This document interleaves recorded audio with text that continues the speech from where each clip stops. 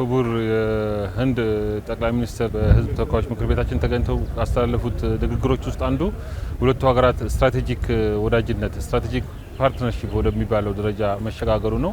ይህ የሚያሳየው ምንድነው? በተለያዩ ጊዜያት ከፍ ዝቅ የማይል ወጥነት ያለው በሁለቱ ሀገራት ህዝቦች ጥቅም መሰረት ያደረገ ወዳጅነትን ማጠናከር ማለት ነው። ይሄ ወዳጅነት ማጠናከር ሲባል እንግዲህ እንደሚታወቀው ህንድ በኢትዮጵያ ትልቁ ኢንቨስትመንት ካላቸው ሀገራት ውስጥ ናቸው። እሳቸውም እንደጠቀሱት ከ5 ቢሊዮን ዶላር ሚደርስ ኢንቨስት አድርገዋል። ስለዚህ በኢኮኖሚ፣ በመሰረተ ልማት፣ በቴክኖሎጂ፣ በተለያዩ ዘርፎች በትምህርት፣ በጤና፣ በአካባቢ ጥበቃ በእነዚህና በጥበቃ በሴኩሪቲም በሚሊተሪ በዲፌንስም በሰላም በደህንነት በእነዚህ በመሳሰሉ ወሳኝ በሆኑ ጉዳዮች ላይ በጋራ ለመስራት በተለይ በቀጣይነት ዘርፈ ብዙ ስምምነቶች እንደሚኖሩና የትብብር ማዕቀፎች እንደሚኖሩ ይሄ ደግሞ ዘላቂነት እንደሚኖረውና የሁለቱ ሀገራት በታሪክ በተለይ በጣም ጠንካራ ታሪካዊ መሰረት ያላቸው የጥንት ቀደምት ታሪክ ሀገር መሆናቸው ጣፋንታቸው ደግሞ ወደፊትም በእጃቸው እንደሆነ በጋራ if we stand together ነው ያሉት we prosper together we grow as a friendship ነው ያሉት። በጓደኝነት በኢኳሊቲ ደግሞ በእኩልነት ላይ ተመሰረተ የጋራ ጥቅም ማለት ነው። ዊን ዊን እንደማለት ነው። የሁለቱም ፍላጎት መሰረት ባደረገ መልኩ ሁለቱም አሸናፊ በሚሆኑበት መልኩ ስትራቴጂክ አጋር ሆኖ ነገ መንግስት ቢቀያየር ፓርቲ ቢቀያየር ምንም ቢሆን የማይቀየር የማይናወጥ ሁሌም ቀጣይነት ያለው ዘላቂነት ያለው ቁርጠኝነትን ያሳዩበት ትልቅ መድረክ ነበር ማለት ነውና በዚህ ቀደም በተጠቀስኳቸው ዘርፈ ብዙ ዘርፎች በጋራ ለመስራት ከፍተኛ ፍላጎት እንዳላቸውና በተለይ በብሪክስ አባልነትም አብረው እንደሆኑ በዓለም አቀፍ መድረኮችን በጋራ ለመቆም ይሄ ትልቅ እገዛ ስለሚያደርግ ይሄንን በበለጠ ለማጠናከር በዚህ በከፍተኛ የሀገሪቱ መንግስት እዚህ የመምጣት የሁለቱ ሀገራትን ወዳጅነት ምን ያህል ደረጃ እንደደረሰና ወደፊት ወዴት እንደሚሄድ የሚያሳይ ነው ማለት ነው። የህንዱ ጠቅላይ ሚኒስትር ኢትዮጵያና ህንድ የረጅም ጊዜ የስልጣኔ ጅማሬና የስልጣኔ ትስስር ያላቸው ናቸው። የረጅም ጊዜም ደግሞ የጋራ ትብብር ያላቸው ሀገራት እንደሆኑና ብዙ የሚያመሳስላቸው ነገሮች እንዳሉ አንስተዋል። ህንድም ያለፈችባቸውን በርካታ ስራዎች ያለፈችባቸው መንገዶች ዘርዝረው አንስተዋል። እኛ ኢትዮጵያውያን ያለንን ድንቅ ባህል እሴት ሪሶርስ በተመለከተ የጠቀሱት ነገር አለ።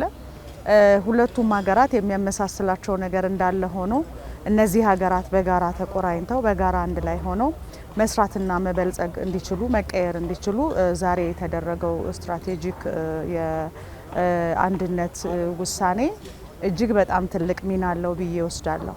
በዛ ላይ ደግሞ በብሪክስ በጋራ የጀመርነው ጉዞ የበለጠ በዚህኛው ጉብኝትና በዛሬው ዕለት በተደረገው ንግግር የበለጠ እንደሚጠናከር አምናለሁ። ይሄንንም የሚያሳይ ንግግር ነው ክቡር ጠቅላይ ሚኒስትሩ ያነሱት። የብሪክስ ጉዟችን ይበልጥ ተጠናክሮ እንደ አገር ደግሞ እንደ ሁለቱ ሀገራት የራሳቸውን ግንኙነትና የራሳቸውን አንድነት አጠናክረው ለሁሉም ህዝቦች እኩልነት ለሁሉም ህዝቦች ብልጽግና የጋራ ለውጥ በጋራ እንደሚሰሩ በአጽንኦት አንስተዋል። ልብ ለልብ መገናኘት ከተቻለ በወንድማማችነት መንፈስ መስራት ከተቻለ ሉዓላዊነትን ባከበረ መልኩ ሁለቱም ሀገራት ተቆራኝተው መስራት ከቻሉ የሚታሰበው ብልጽግና ላይ መምጣት የማይቻልበት ምንም አይነት ምክንያት እንደሌለና በጋራ እንደምንቀየር በጋራ እንደምንለወጥ በሙሉ እምነት ያነሱበት ሁኔታ ነው ያለው። ይሄ ደግሞ ለሁለቱም ሀገራት እድገት እጅግ በጣም ወሳኝና እጅግ በጣም ቁልፍ ነገር ነው ብዬ ነው የምወስደው። በተናጠል የሚጓዝ ጉዞን እና በአንድነት የሚጓዙት ጉዞ እኩል ውጤታማ አይሆንም። አንዱ የሌለው አንዱ ጋር ይኖራል፣ አንዱ ያለው አንዱ ጋር ላይኖር ይችላል። ያንን በጋራ በማቀናጀት ልምዶችንም አንድ ላይ በማድረግ ያለንን ነገር ሼር በመደራረግና ችግርን በጋራ በመጋፈጥ አገራት ማደግ የሚችሉበት ሁኔታ ነው የሚኖረው። ስለዚህ የሁለቱ የስትራቴጂክ የፓርትነርሺፕ ውሳኔ እጅግ በጣም መሰረታዊና ወሳኝ ነው ብዬ ወስዳለሁ። የነበረውን ነው የበለጠ የሚያጠናክረው። ህንድና ኢትዮጵያ እንደተባለው በርካታ ታሪክ አላቸው፣ የሚያገናኟቸው ብዙ ነገሮች አሏቸው። ይሄንን የበለጠ በማጠናከርና የበለጠ በማጎልበት በተለይም በቴክኖሎጂና በኢኖቬሽን ላይ ትኩረት አድርጎ በመስራት አገራቱን ወደ ሌላ ሌቭል ወደ ትልቅ ሌቭል ለማሳደግ ትልቅ ሚና እንዳለው የተነሳው ጉዳይ በጣም ወሳኝ ነውና ሁለቱም ሀገራት ዛሬ ላይ ክቡር የህንዱ ጠቅላይ ሚኒስተር በገቡት ቃል መሰረትና ባደረጉት ንግግር መሰረት ሁለቱም ሀገራት ጠንክረው ለጋራ ውጤት መስራት ከቻሉ የጋራ የህዝቦች ለውጥ ይመጣል ብዬ አምናለሁ። ህንድም ውስጥ ብዙ የሆኑ የሚያመሳስሉን ተግዳሮቶች ኢትዮጵያ የሚያጋጥሟት አይነት እነሱም ጋር ያሉ ተግዳሮቶቻችንን ደግሞ በጋራ የምናልፍበትን ሜካኒዝም እየፈጠርን እንሄዳለን ብዬ አስባለሁ። ለብዙ ስራ ፈላጊ አካላት ለብዙ ሰዎች ተስፋ የሚሆንና ድምጽ የሚሆን ኢቨንት ነው ብዬ ነው የምወስደው። በዚህ አጋጣሚ ደግሞ ክቡር ጠቅላይ ሚኒስትር ዶክተር አብይን እጅግ በጣም ማመስገንና ማክበር እፈልጋለሁ። ኢትዮጵያን በአጭር ዓመታት እጅግ በጣም እየቀየረ ያለ ስትራቴጂና ፈጠራ ውጤቶችን በማምጣት በእሳቸው ኢኒሼቲቭ ብዙ ስራዎችን በመስራት ለዛሬው ቀን እንድንበቃም የእሳቸው ሚና ከፍተኛ ነው ብዬ ወስዳለሁ። የብሪክስ አባል አገር ስንሆን የታለፈው ውጣ ውረድ እጅግ በጣም ሰፊ ነበረ። ለዛ ደግሞ ክቡር ጠቅላይ ሚኒስተራችን ትልቁ ሚና ይወስዳሉ ብዬ አስባለሁ።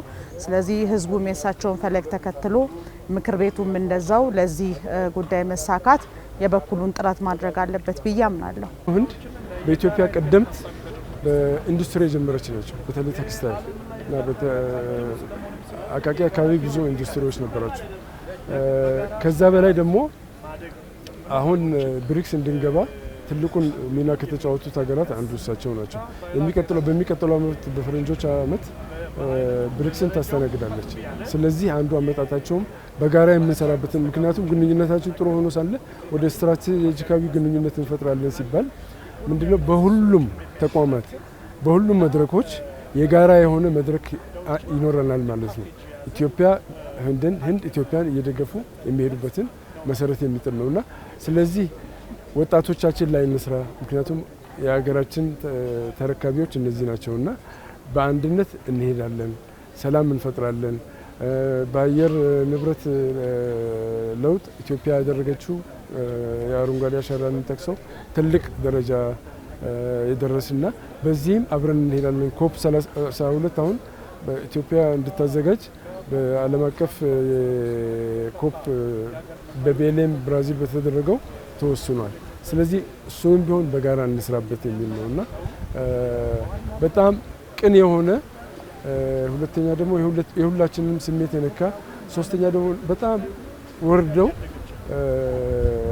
ግልጽ ሰው የሆኑ ግልጽ አመራርና አይታችሁታል ፓርላማው በምን አይነት እንዳስተናገዳቸው ማለት ነው።